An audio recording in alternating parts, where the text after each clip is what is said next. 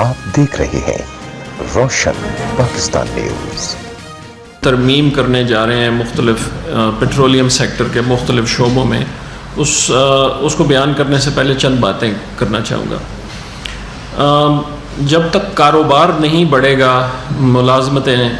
نہیں بڑھ سکتی۔ کاروبار بڑھے گا، صنعت کاری بڑھے گی، نئے بزنس شروع ہوں گے تو اور ملازمتیں کریٹ ہوں گی۔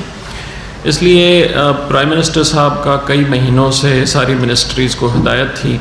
کہ ایک تو پالیسی ریفارمز اس کو دیکھا جائے، اور دوسرا ایز آف ڈوئنگ بزنس، سہولتیں کریٹ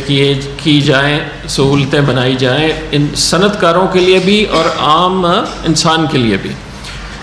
پیٹرولیم سیکٹر میں یہ دونوں چیزوں پہ ہم کافی عرصے سے کام کر رہے تھے، اور آج صبح عمر بھائی نے اور میں نے پرائم منسٹر کو اور کابینہ کے کچھ اور ممبران کو پالیسی ریفارمز پہ بھی بتایا کہ ہم کیا کرنے جا رہے ہیں، اور as of doing business petroleum sector پہ وہ بھی بتایا کیا کرنے جا رہے ہیں۔ آج کی پریس کانفرنس پہ زیادہ توجہ میں ایز آف ڈوئنگ بزنس پہ دوں گا، کیونکہ پالیسی ریفارمز جو ہیں ان کا ایک اپروول کا پروسیس ہے کابینہ کا یا مختلف لیولز کا،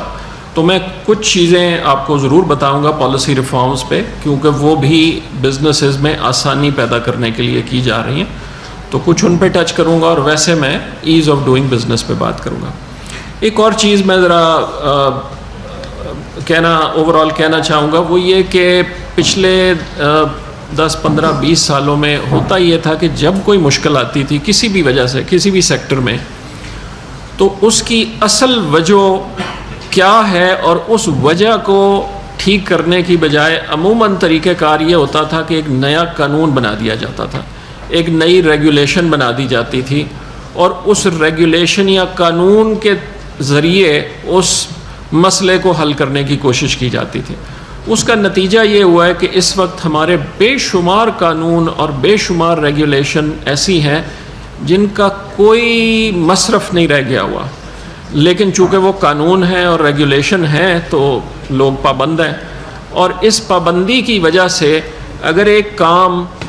2 مہینے میں ہو سکتا ہے، 1 مہینے میں ہو سکتا ہے، اسے 6 مہینے لگتے ہیں، کیونکہ جب تک وہ قانون موجود ہے، جب تک وہ قاعدہ موجود ہے،